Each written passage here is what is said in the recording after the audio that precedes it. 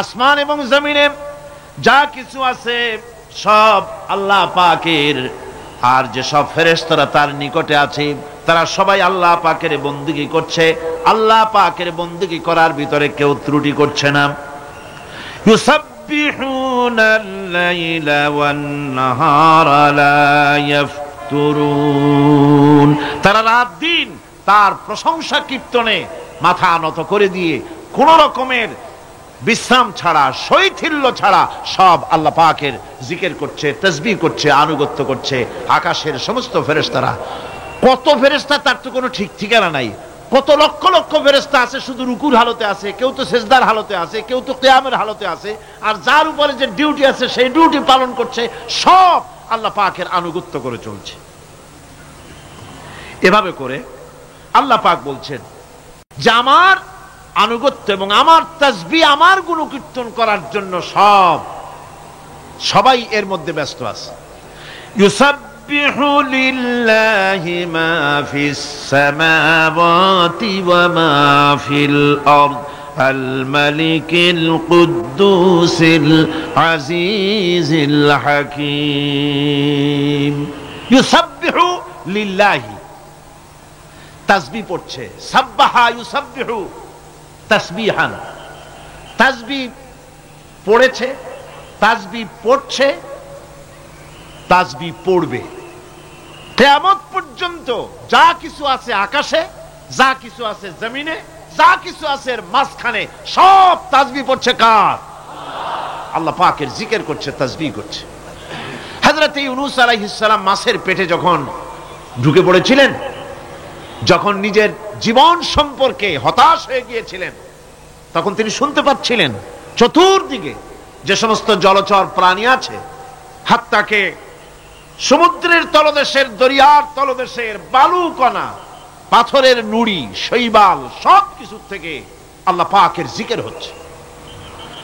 ভিতর থেকে আওয়াজ আসতেছে আল্লাহ আল্লাহ আল্লাহ আল্লাহ আল্লাহ আল্লাহ আল্লাহ আল্লাহ আল্লাহ, জোরে বলেন আল্লাহ আল্লাহ আল্লাহ আল্লাহ আল্লাহ আল্লাহ আল্লাহ।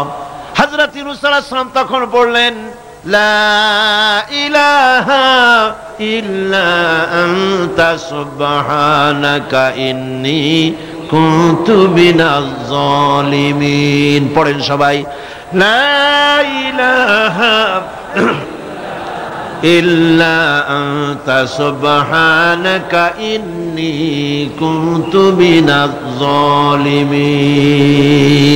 লা ইলাহা ইল্লা আনতা, তুমি ছাড়া কোনো ইলাহ নাই। আমি তোমার প্রশংসা করছি, আমি তোমার পবিত্রতা ঘোষণা করছি। আমি নিজের উপর জুলম করেছি। গাছপালা, তরুলতা সব তাসবিহ পড়ছে, জিকির করছে কার?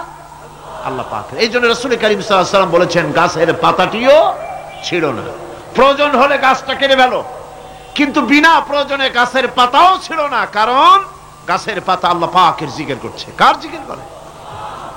গাছপালা, তরুলতা, কীট পতঙ্গ সব আল্লাহ পাকের তাসবিহ করছে, জিকির করছে। কোরআনে কারীম বলছে ওয়ালিল্লাহি মুলকুস সামাওয়াতি ওয়াল আরদি ওয়া ইলাল্লাহিল মাসির। আকাশ মণ্ডল এবং জমিনের বাদশাহী আল্লাহ পাকের, এবং তারই কাছে আমাদের সকলকে ফিরে যেতে হবে। মালিক হচ্ছেন তিনি। আর তার তাসবিহ আকাশ জমিন, যা দেখতে পাই, যা দেখতে পাই না, এর মধ্যস্থিত যা কিছু আছে সব কিছুই আল্লাহ পাকের তাসবিহ গুণকীর্তনে সব নিরত আছে। অন্য আয়াতে আল্লাহ পাক বলেন ওয়ালাহু মান ফিস সামাওয়াতি ওয়াল আরদি কুল্লুন লাহু কানিতুন। আসমান এবং জমিনে যা আছে তা সবই আল্লাহর নির্দেশের সামনে মাথা নত করে দিয়েছে।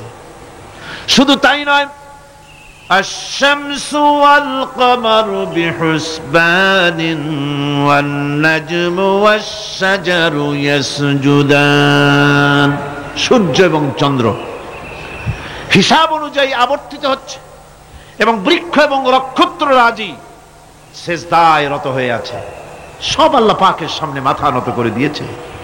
এই ইবাদত, তাসবিহ, আজ্ঞা অনুবর্তিতা, নিয়মানুবর্তিতা, সচেতনতা, সকল কিছু সকলেই মিলে আল্লাহ পাকের একটি ধূলিকণা থেকে শুরু করে পাহাড় পর্বত পর্যন্ত সব আল্লাহর নিয়ম কানুন মেনেই চলছে। আপনি দেখতে পাচ্ছেন সমুদ্রে যে জোয়ার এবং ভাটা হয় কার নির্দেশে হয়? কার নির্দেশে হয়? আরো লক্ষ্য করুন, সমুদ্রের পানি লবণাক্ত। এই নোনা পানি, সমুদ্রের নোনা পানিগুলি পদ্মা, মেঘনা, যমুনা, ব্রহ্মপুত্র, শীতলক্ষা, সুরমা এসব মিষ্টি পানির ভিতরে জোয়ারের টানে লবণাক্ত পানিগুলি ঢুকে যায়। আবার ভাটির টানে মিষ্টি এলাকার পানিগুলি সব গিয়ে সমুদ্রের মধ্যে নোনা পানির মধ্যে চলে যায়। মাঝখানে কোনো পার্টিশন নাই, মাঝখানে কোনো হেজাব নাই, কোনো বেড়া নাই, বাদ নাই।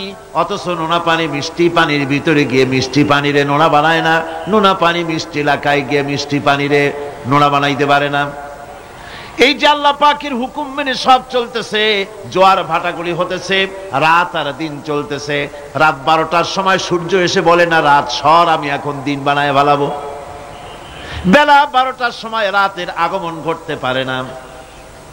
লাশ-শামসু ইয়ামবাগি লাহা আন তুদরিকাল কমারা ওয়ালাল লাইলু সাবিকুন নাহার ওয়া কুল্লুন ফি ফালাকি ইয়াসবাহুন।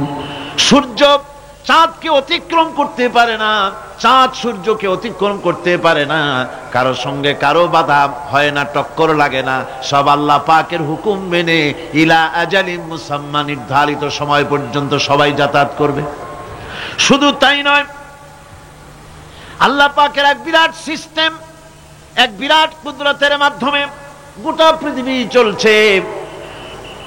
এর কোনো পরিবর্তন হবে না। নারকেল গাছে কোনোদিন বেল হবে না, বেল গাছে কোনোদিন তাল হবে না, কাঁঠাল গাছে কোনোদিন খেজুর হবে না, আবার খেজুর গাছে কোনোদিন লিচু হবে না। হবে নাকি? ওয়ালান তাজিদা লিসুন্নাতিল্লাহি তাবদীলা। আমার প্রকৃতির আইনের মধ্যে, আমার ল অফ নেচারের ভেতরে কোনো পরিবর্তন হবে না। সবগুলি আমার আইন মানতে হবে। এখন হতে পারে এমন যে ব্যক্তি আল্লাহরে মানে না, ব্যক্তি বোঝেন না নাকি বোঝেন না? একটা মানুষ আল্লাহরে মানে না, ও না মানতে পারে যে জিহ্বাটে দিয়া বলে দেয়ার ইজ নো গড, স্রষ্টা বলতে কেউ নাই, যে জিহ্বাটে দিয়া বলে সে জিহ্বা হুকুম মানে কার? আল্লাহ পাকের হুকুম মানে। কিরকম? জিহ্বার উপরে যদি তিতা রাখা আপনি বলেন তিতা থুইছি তাতে কি হয়েছে, খবরদার তিতার টেস্ট নিবি না, তিতা টক এই টেস্ট নিতে পারবি না, আপনার কথা জিহ্বা শুনবে? শুনবে না। ওর উপরে যে নির্দেশটা আছে সেই নির্দেশ অনুযায়ী সে কাজ করবে।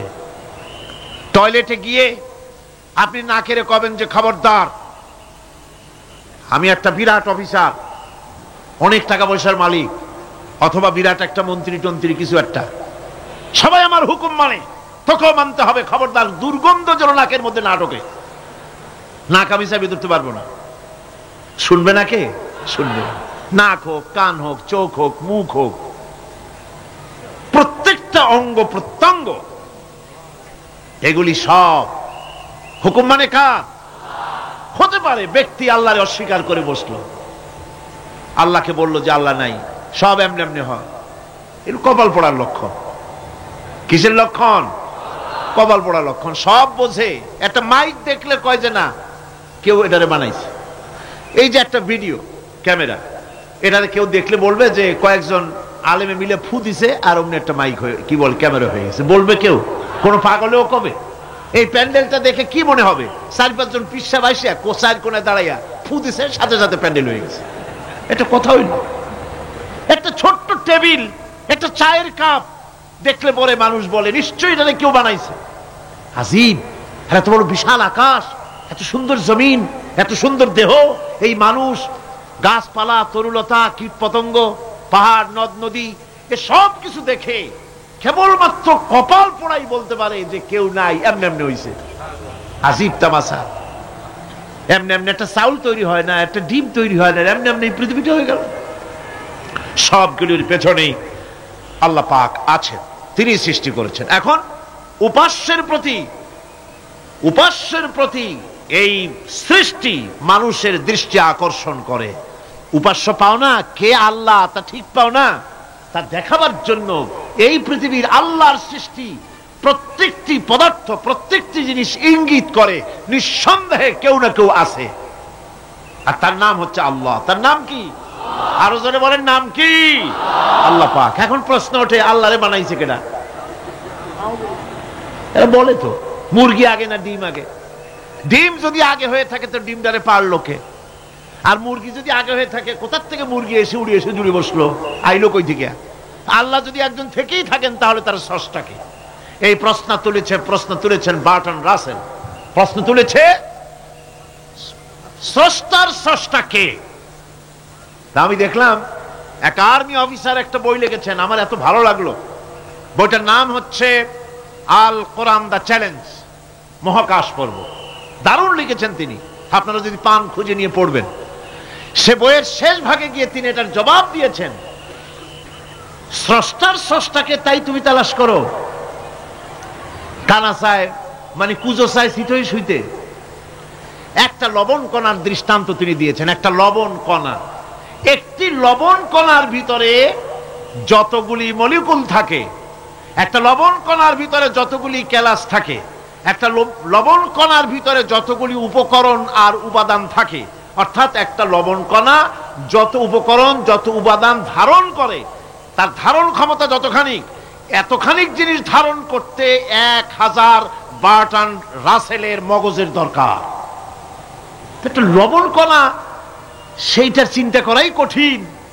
আর এত বড় মহাবিশ্ব যিনি সৃষ্টি করেছেন তার স্রষ্টাকে তালাশ করতে চাও, এটা কি স্বাভাবিক কথা? এটা পাগলের প্রশ্ন হতে পারে, এটা পাগলের প্রশ্ন হতে পারে।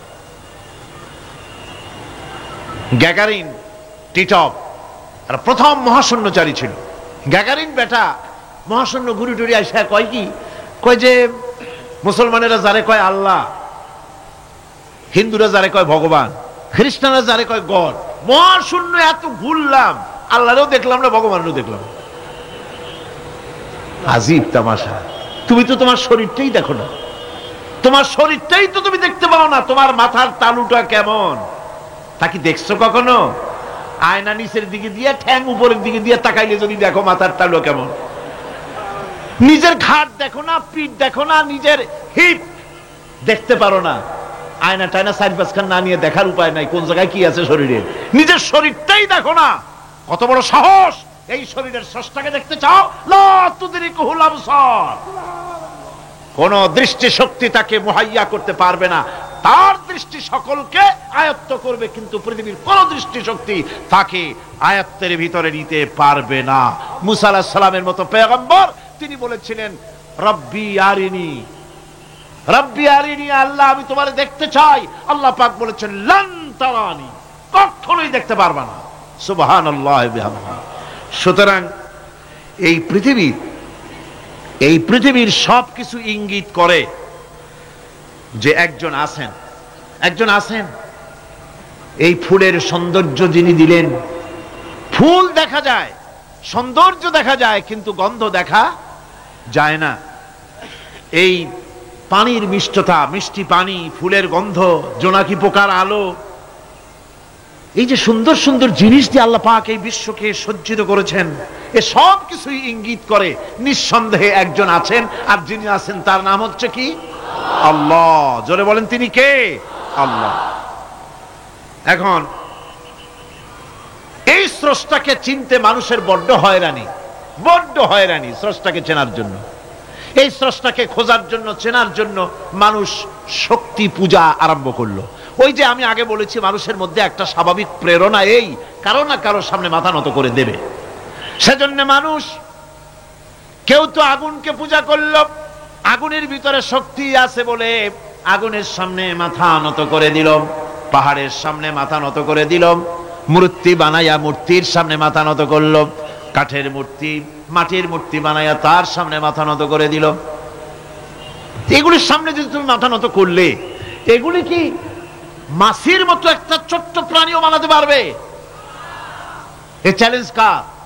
আল্লাহ পাকের। কোরআন শরীফে আল্লাহ পাক বলেছেন, নবী ওদের বলেন ওরা কি মাছির মতো ছোট্ট একটা প্রাণী বানাতে পারবে? পারবে না। এমনকি ওদের সামনে যে খাদ্যগুলি রাখা হয়, মূর্তি টুর্তি বানায় সামনে যে খাদ্য রাখা হয়, এই খাদ্যের উপরে যদি মাছি পড়ে খাবারগুলি উড়ায় নিয়ে যায়, অথবা ওদের নাকের উপর এসে যদি মাছি এসে পড়ে, এই মাছিটাকে এতগুলো হাত সাথে একটা টোকা দিয়ে একটা মাছিকে উড়ায় দিতে পারবে না। পারবে? পারবে না। সুতরাং বুঝতে হবে, একথা বুঝতে হবে, স্রষ্টাকে তালাশ করতে গিয়ে মানুষেরা আগুনের পূজা করলো, পাথরের পূজা করলো, গাছের পূজা করলো, মাছের পূজা করলো, সাপের পূজা করলো, বাঘের পূজা করলো, শেষ পর্যন্ত সেক্সুয়াল অর্গান, এটার বাংলা করলাম না, এটারও পূজা করলো। এটাকে একটা শক্তির প্রতীক মনে করে এটার সামনেও মাথা নত করলো। বন্ধুগণ, মাটির পূজা করলো, জমিনকে নিজের মা মনে করে এটার পূজা করলো। অথচ আল্লাহ পাক পরিষ্কার করে বলে দিয়েছেন, লা ইলাহা ইল্লা আনা ফা'বুদুন, আমি ছাড়া কোনো ইলাহ নাই, আল্লাহ ছাড়া কোনো ইলাহ নাই। কোরআনে কারীম বলছে, ইন্নাল্লাযীনা তাদউনা মিন দুনিল্লাহি ইবাদুন আমসালুকুম। আল্লাহ পাক বলেন, আমাকে বাদ দিয়ে তোমরা যার সামনে মাথা নত করো, যার সামনে পূজা করো, অর্চনা করো, বন্দিগি করো, ওটা তোমার মতো আমার আরেকটি গোলাম। তুমি যেমন আমার গোলাম, ওটাও আমারই গোলাম। একটু জোরে সরে জিকির করেন, লা ইলাহা ইল্লাল্লাহ, লা ইলাহা ইল্লাল্লাহ, লা ইলাহা ইল্লাল্লাহ, লা ইলাহা ইল্লাল্লাহ। সুতরাং বোঝা যাচ্ছে আল্লাহ হচ্ছেন এক এবং একক। এই আল্লাহ সুবহানাহু ওয়া তাআলা তিনি বলছেন, আমাকে বাদ দিয়ে যার সামনে মাথা নত করো, ওরা আমার গোলাম। সূর্য কার গোলাম? চন্দ্র কার গোলাম? সাপ বলেন, বাঘ বলেন, আগুন বলেন, সব কার গোলাম? এগুলি সব কার কথা শোনে? আগুন যতই পূজা করেন, আগুনের মধ্যে আপনি পড়লে আগুন কি ছাড়বে? ছাড়বে না। তবে হ্যাঁ, আগুনের মালিক যদি বলে তাহলে ছাড়িয়ে দিবে, ঠিক কিনা? ইব্রাহিম আলাইহিস সালামকে আগুনের ভিতরে যখন ফেলে দেওয়া হচ্ছে, ফেরেশতা বলতেছিল, আমার কাছে সাহায্য চাও, আগুন থেকে বাঁচায় দেই। হযরত ইব্রাহিম বলেছিলেন, আমার তো পরীক্ষা হতেছে, ইমতিহান হতেছে, আমাকে ডিস্টার্ব করো না, আমি তোমার কাছে কেন সাহায্য চাইবো?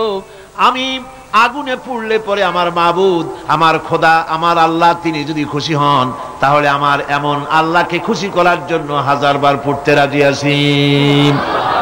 তোমার কাছে কেন সাহায্য চাইবো? আমি তো অন্ধ, আল্লাহর ইবাদত করি না, যিনি আমার দুঃখ দুর্দশা নিজের চোখে না দেখেন। আগুনের মধ্যে পড়ে গেলেন।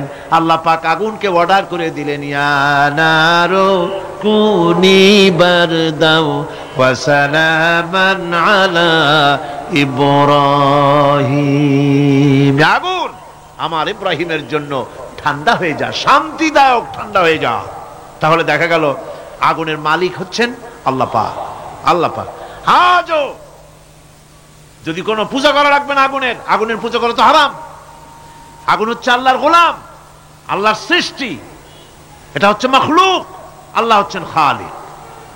বিশ্ব কবি, কবি সম্রাট আল্লামা ডক্টর ইকবাল কি সুন্দর করে বলেছেন, আজ ভি হো জো ইব্রাহিম কা ইমা পয়দা, আজ ভি হো जो इब्राहिम का ईमान पैदा आ कर सकती है एक अंदाज गुलिस्तान पैदा। ইব্রাহিমের ঈমান যদি আজও কোথাও হয় বিদ্যমান, করতে পারেন অগ্নিকুণ্ডে খুবসুরত এক গুলিস্তান। এখনো যদি ইব্রাহিমের ঈমান যদি কারো মধ্যে জাগ্রত হয়, আর তাকে যদি আগুনে ভালানো হয়, সে আল্লাহ আজও আছেন না নাই? আছে কিনা? আল্লাহু লা ইলাহা ইল্লা হুয়াল হাইয়ুল কাইয়্যুম। পড়েন সবাই, আল্লাহু লা ইলাহা ইল্লা হুয়াল হাইয়ুল কাইয়্যুম। তিনি সদা জাগ্রত, তিনি চিরঞ্জীব। সুতরাং মহান শক্তিধর আল্লাহ পাক, তার হচ্ছে সব গোলাম। তুমি গোলাম হইয়া আর এক গোলামের কাছে হাত পাতো, সে তোমারে কিচ্ছু দিতে পারবে না। আমি দৃষ্টান্ত দিতে গিয়ে বলি, একজন ভিক্ষুক সে যদি আর একজন ভিক্ষুকের কাছে গিয়ে বলে, ভাই আমারে 10টা টাকা দাও, সে 10 টাকা পাবে কই? সারাদিন খয়রাত করিয়া পাইছে মোটে 5 টাকা, তোমার তো 10 টাকা দিতে পারবে না। ও ভিক্ষুক, তুমিও ভিক্ষুক। সুতরাং গোটা বিশ্ববাসী হচ্ছে আল্লাহ পাকের কাছে ভিক্ষুক। সবগুলি কি ভিক্ষুক? প্রধানমন্ত্রী হোক, প্রেসিডেন্ট হোক, প্রধান সেনাপতি হোক, আল্লাহ পাকের দরবারে এগুলি কিচ্ছুই না, গোলাম। এগুলি সব কি? গোলাম আর গোলাম। সুতরাং মাথা নত করা যাবে না কারো সামনে। এই প্রকৃতি, এই নেচার শিখাচ্ছে, একজন আছেন, সেটাকে বুঝতে হবে। বোঝার জন্য আল্লাহ কি দিয়েছেন? কি বোঝার জন্য আল্লাহ পাক মানুষকে ব্রেন দিয়েছেন, বিবেক দিয়েছেন। শোনার জন্য কান দিয়েছেন, দেখার জন্য চোখ দিয়েছেন। আল্লাহ পাক বলছেন, লাহুম কুলুবুন লা ইয়াফকাহুনা বিহা ওয়া লাহুম আয়ুনুন লা ইউবসিরুনা বিহা ওয়া লাহুম আযানুন লা ইয়াসমাউনা বিহা উলাইকা কাল আনআম বাল হুম আযাল উলাইকা হুমুল গাফিলুন। আমি যাদেরকে কান দিয়েছিলাম, কলব দিয়েছিলাম, বিবেক দিয়েছিলাম, বিবেক দিয়ে সব বুঝলো, কিন্তু আমারে বুঝলো না।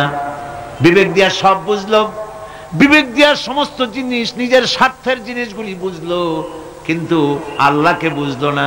কান দিয়েছিলাম শোনার জন্য, গান শুনলো, বাজে কথা শুনলো, সব শুনলো, কিন্তু হকের দাওয়াত তার কানের মধ্যে ঢুকলো না। হক বুঝলো না, হক শুনলো না, হক দেখলো না, সত্যকে চিনতে পারলো না। আল্লাহ পাক বলেন, উলাইকা কাল আনআম, এরা হলো চতুষ্পদ জানোয়ার, জানোয়ার পশু। আল্লাহ কয় না, খালি পশু কইলে সারে না, বাল হুম আযাল, একেবারে পশুর চাইতেও নিকৃষ্ট। কারণ কি? কারণ হলো পশু অবিশ্বাসী নয়, পশু অবিশ্বাসী নয়, পশু কাফের নয়, পশু মুশরিক নয়, পশু মুরতাদ নয়, পশু নাস্তিক নয়, ঠিক কিনা? সুতরাং পশুর চাইতেও খারাপ, পশুর চাইতেও খারাপ। পশু যেটা বোঝে তাও বোঝে না। পশু তো অন্তত মালিকের আনুগত্য করে, তার কথা শোনে, যার খায় তার কথা শোনে। কুত্তাটাও, কুকুরও যার খায় তার কথা শোনে, ঠিক কিনা গণ? অথচ যে আল্লাহ রাব্বুল আলামিন খেতে দিলেন, পড়তে দিলেন, সব কিছু দিলেন, তার ইবাদতটা বুঝতে চেষ্টা করলো না, তার ইবাদত বুঝতে চেষ্টা করলো না, তার গোলামি করতে জানলো না। সুতরাং এগুলি হচ্ছে উলাইকা কাল আনআম, এগুলি চতুষ্পদ জন্তু এবং জানোয়ারের মতো, বরং তার থেকেও নিকৃষ্ট। মানুষকে আল্লাহ পাক জ্ঞান দিয়েছিলেন, সেই জ্ঞান দিয়ে সে দূরবীন আবিষ্কার করলো, জ্ঞান দিয়ে দূরবীন আবিষ্কার করলো, যাতে করে শকুনের চাইতেও তীক্ষ্ণ দৃষ্টি সম্পন্ন হয়। সে গাড়ি আবিষ্কার করলো, যাতে করে চিতাবাঘের চাইতেও বেশি দৌড়াইতে পারে। সে সাবমেরিন আবিষ্কার করলো, যাতে করে মাছের চাইতেও বেশি দ্রুতগামী হয়ে চলতে পারে পানির তলা দিয়া। সব কিছুই করলো, কিন্তু তার মনুষ্যত্বকে বাড়াইতে পারলো না, মনুষ্যত্বকে বাড়াতে পারলো না। এই মনুষ্যত্বই ছিল সবচেয়ে বড় জিনিস। কবি বলছেন, মুঝে ये डर है कि दिले जिंदा तू ना मर जाए, मुझे ये डर है कि दिले जिंदा तू ना मर जाए, कि जिंदगानी इबारत है तेरे जीने से, मुझे ये डर है कि दिले जिंदा तू ना मर जाए। আমার এই ভয় হয়, হে আমার জীবন্ত আত্মা, তোর না অপমৃত্যু হয়ে যায়। কারণ তোর যদি অপমৃত্যু হয়, তাহলে আমার তো বেঁচে থাকার কোনো লাভ নাই। আমরা তো আমাদের আত্মা, জীবিত আত্মাকে মেরে ফেলছি, জীবিত আত্মাকে মেরে ফেলছি, আত্মাকে বিকশিত করছি না, আত্মাকে বিকশিত করতে হবে। এই আত্মা বিকশিত হবে কিভাবে? সব জিনিসের খাবার আল্লাহ পাক এই জমিনে তৈরি করেছেন, ঠিক কিনা কর? সকলের খাবার এই জমিনে। মানুষ যেহেতু তৈরি হয়েছে এই মাটি দিয়ে, সেই জন্য আল্লাহ রাব্বুল আলামিন মানুষের খাবার মাটি দিয়ে তৈরি করে দিয়েছেন। কলা দিয়েছেন, কচু দিয়েছেন, আলু দিয়েছেন, মূলা দিয়েছেন, তাল দিয়েছেন, বেল দিয়েছেন, মাছ দিয়েছেন, তরকারি দিয়েছেন, পনির দিয়েছেন, দুধ দিয়েছেন, গোশত দিয়েছেন। খাবারের কোনো অভাব রাখেন নাই, সব মাটি দিয়েছে। কিন্তু যেই রুহটা আমাদের ভিতরে, যে আত্মাটা আমাদের মধ্যে, যে আত্মা থাকলে পরে বাঁচি, আত্মা না থাকলে পরে মরে যাই, সেই রুহের খাবার আমরা কেউ দিতেছি না। রুহটা কি? আল্লাহ পাক বলছেন, নবী আপনাকে প্রশ্ন করা হয়, ওয়ায়াসআলুনাকা আনির রূহ কুলির রূহু মিন আমরি রাব্বি। নবী হে, প্রশ্ন করা হয় রূহ কি জিনিস? এর জবাব হচ্ছে এই বলে দিন, রূহ হচ্ছে আল্লাহর একটু অর্ডার, একটু হুকুম তোমার ভিতরে কাজ করছে। ওই রূহেরও কিছু খাবার আছে, ওই রূহেরও কিছু খাবার আছে। সেই রূহকে খাবার জমিনে তৈরি হবে না। রুহু গোশত খাবে না, পনির খাবে না, দুধ খাবে না, সর খাবে না, ফল খাবে না, কি খাবে?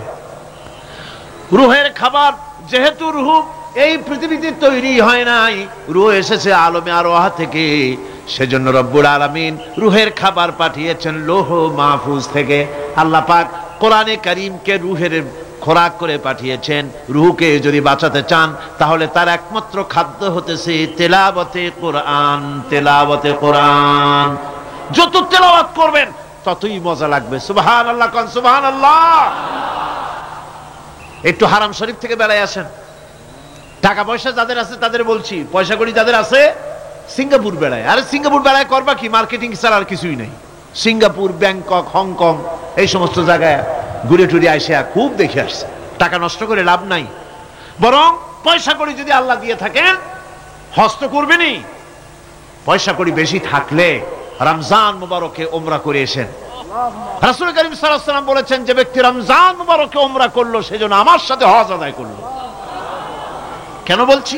এই জন্য বললাম, আল্লাহ পাক আমাকে কয়েকবার নসিব করেছেন। সেখানে যখন রমজান মুবারকে যখন তেলাওয়াত হতে থাকে তারাবিহের ভেতরে, মনে হচ্ছে যেন আকাশ থেকে ওহী নাজিল হতেছে।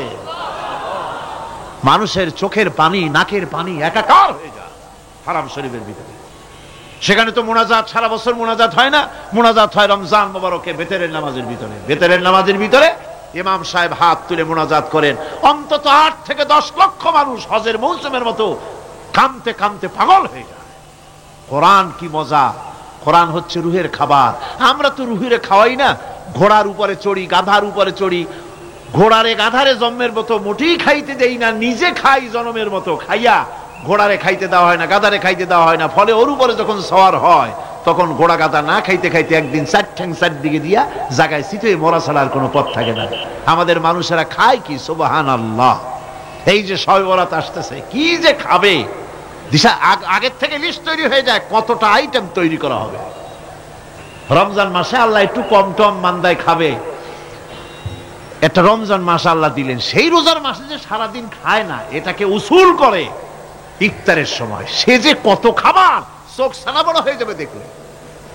পেঁয়াজি, বেগুনি, হালিম, শরবত, তরমুজ, বেল, কলা, কচু, না কি খাইতে খাইতে মাগরিবের রক্ত শেষ। কয় ভাই নামাজটা কোন রকম পড়ে আসি, তারপরে খাবো না। আবার গেল নামাজ পড়তে, আবার এসে খাইলো, খাইয়া তারপরে আবার ভাত খাইলো। কেমনে যে খায় আল্লাহ জানে, গলায় আঙ্গুল দিলে পাওয়া যায় এরকম খাইয়া। তারপরে তারাবি পড়তে দাঁড়ায় না, জনমের মতো খাইলে পরে তো অলস হবে শরীর। তারাবি পড়তে দাঁড়াইছে, লম্বা কেরাত হচ্ছে, উনি রুকুতে আছে, ইমাম সেজদায় চলে গেছে, ওনার খবর নেই। অথবা উনি সেজদায় পড়ে আছেন, ইমাম কোথায় উঠে গেছে তার খবর নেই। সুবহানাল্লাহ। সুতরাং নিজে খাইয়া পেটটারে দুম্বার মতো সাইজ বানাইয়া কোনো লাভ নাই। পেট বড় বানাবেন না, সিনা বড় বানান। সিনা বড় বানান, সিনার ভিতরে কোরআন ধারণ করেন, মজা পাবেন। এই আল্লাহ রাব্বুল আলামিন এত বড় নিয়ামত, এই কোরআন, এর থেকে বড় নিয়ামত পৃথিবীতে আর নাই। শ্রেষ্ঠ নিয়ামত, এর থেকে বড় নিয়ামত আছে ভাই? এই শ্রেষ্ঠ নিয়ামতকে পড়তে শিখুন, বুঝতে শিখুন, হেদায়েতের সবের মধ্যে আছে। সুতরাং আল্লাহ রাব্বুল আলামিন মনুষ্যত্বকে, আত্মাকে বিকাশ করার জন্য কোরআনে কারীম দিয়েছিলেন। মানুষ এই জ্ঞান দিয়ে আবিষ্কারের পিছনে চলে গেল। হ্যাঁ, আবিষ্কার দরকার আছে, মোটেই আমি এটাকে অস্বীকার করি না, সব দরকার, কিন্তু সেই সাথে আল্লাহ পাকের সাথে যে সম্পর্কটা থাকা দরকার ছিল, সেই সম্পর্ক থেকে মানুষ নিজেকে বিচ্ছিন্ন করেছে।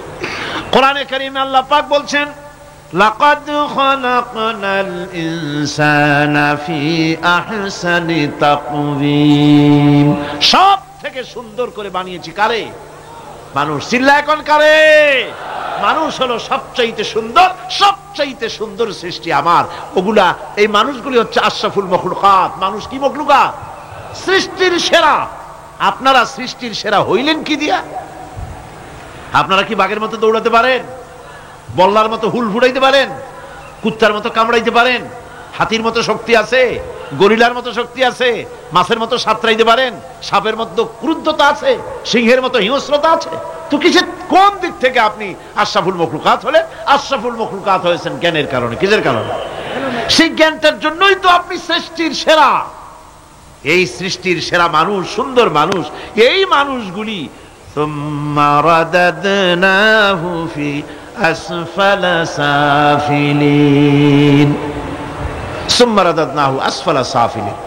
এই মানুষ নিচে নামতে নামতে এত নিচে নামে, শয়তান অবাক হয়ে গালে হাত দিয়া নিচের দিকে তাকাইয়া দেখে আর চিন্তা করে এর দূর নামলো কেমনে। শয়তান অবাক হয়ে যায় মানুষের অবস্থা দেখে। আজ America, British parliament, American parliament আইন পাশ করে পুরুষে পুরুষে বিবাহ জায়েজ করে দিয়েছে সেখানে। নাউযুবিল্লাহি মিন যালিক। শয়তানের চাইতে নিকৃষ্ট। শয়তান ওই সব কাম জানেও না, বোঝেও না। শয়তান তো ভালো, কুত্তাও জানে না, ঠিক কিনা কন? কুকুরেও সমকামিতা করে না, শুয়ারেও করে না, গাধায়ও করে না। মানুষ কোথায় নামছে? এই মানুষ সৃষ্টির সেরা বানিয়েছিলাম, শয়তানের চাইতে নিকৃষ্ট হয়ে গেল। আল্লাহ পাক বলেন, ইল্লাল্লাযীনা আমানু ওয়া আমিলুস সালিহাতি ফালাহুম আজরুন গায়রু মামনুন। কিন্তু যারা ঈমান এনেছে, আমলে সালেহ করেছে, তাদের জন্য রয়েছে অফুরন্ত পুরস্কার। এই অফুরন্ত পুরস্কার আল্লাহ রাব্বুল আলামিন দান করবেন যারা নাকি মুমিন বান্দা, যারা নাকি ইবাদত করবে তাদের জন্য। এখন আমি আপনাদেরকে বলতেছিলাম যে ইবাদত গোলামি অর্থে, এর গোলামির পূর্ণ অর্থ সেটা হচ্ছে যে ব্যক্তি, পরিবার, সমাজ ও রাষ্ট্র, জীবনের সকল ক্ষেত্রে গোলামি করতে হবে কার? আল্লাহ পাকের। এই ইবাদত শব্দটাকে কোরআনে কারিমে কয়েকটা অর্থে ব্যবহার করা হয়েছে, সে অর্থগুলি আমাদের জানা দরকার। যেমন ইবাদত এবং দাসত্ব অর্থে আল্লাহ পাক বলছেন, সুম্মা আরসালনা মূসা ওয়া আখাহু হারুনা বিআয়াতিনা ওয়া সুলতানিম মুবিন। অথবা মূসা এবং তার ভাই হারুনকে আমার নিদর্শন দিয়ে তাদেরকে সুস্পষ্ট রূপে প্রমাণ সহ ফেরাউন এবং তার সভাসদের কাছে আমি পাঠিয়ে দিলাম। তারা যখন তাদের কাছে গিয়ে দ্বীনের দাওয়াত দিল, তখন তারা কি বলল? ফাকালু আনুমিনু লিবাশারাইনি মিসলিনা ওয়া কওমুহুমা লানা আবিদুন। আমি যখন তাদেরকে পাঠালাম, তারা যখন দ্বীনের দাওয়াত দিলেন, ইবাদতের দাওয়াত দিলেন, তখন তারা বলল, আমরা কি এমন আমাদেরই মতো দুজন মানুষের আনুগত্য করব? এখানে আবিদুন অর্থাৎ দাসত্ব, আমরা কি তার দাসত্ব করব? এই দাসত্ব একমাত্র আল্লাহরই হতে পারে, আর কারো হতে পারে না। সেজন্য কোরআনে কারীম অন্যত্র বলছে, ইয়া আইয়ুহাল্লাযীনা আমানু কুলু মিন তাইয়্যিবাতি মা রাযাকনাকুম ওয়াশকুরু লিল্লাহি ইন কুনতুম ইয়্যাহু তা'বুদুন। হে ঈমানদারেরা, তোমরা যদি আমার ইবাদত করো, তবে আমি তোমাদেরকে যে সব পবিত্র জিনিস দান করেছি তা খাও এবং আল্লাহর শুকর আদায় করো। তো ইবাদত আল্লাহ পাকের করলে আল্লাহ পাক তাদেরকে খেতে দিবেন, পড়তে দিবেন, সবকিছু আল্লাহ পাক করে দিবেন।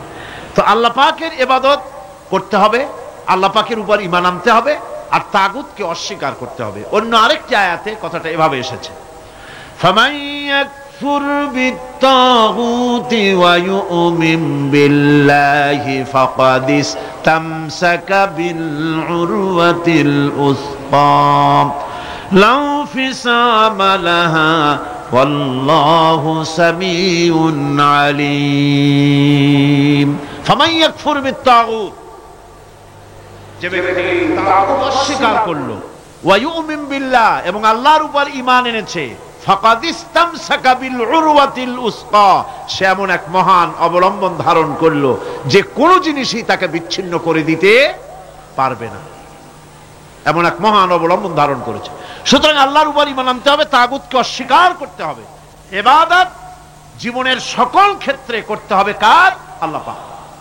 কোরআনে কারীম বলছে, এর আগে আমি প্রথমে শুনিয়েছি, সমস্ত নবীরা, আম্বিয়া আলাইহিস সালাম, তারা তার নিজের জাতিকে গোলামির জন্য দাওয়াত দিয়েছেন। আল্লাহ পাকের বলেছেন, আমার জাতি, একমাত্র নবী মুহাম্মদ রাসূলুল্লাহ সাল্লাল্লাহু আলাইহি ওয়াসাল্লাম আমার জাতি, তিনি বলেন নাই। তাকে দিয়ে আল্লাহ পাক বলেছেন, ইয়া আইয়ুহান নাসু উবুদু রাব্বাকুমুল্লাযী খালাকাকুম والذين من قبلكم لعلكم تتقون يا أيها الناس اعبدوا ربكم الذي خلقكم ربكم اعبدوا ربكم أي أطيعوا ربكم গোলামি করো, আনুগত্য করো, দাসত্ব করো তোমার সেই প্রভুর, সেই রবের, যিনি তোমাকে সৃষ্টি করেছেন। তার আনুগত্য জীবনের সব ক্ষেত্রে করো। এক জায়গায় করলে হবে না, সব জায়গায় করলে হবে।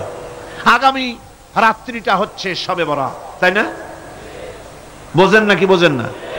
আগামী রাত্রিটাই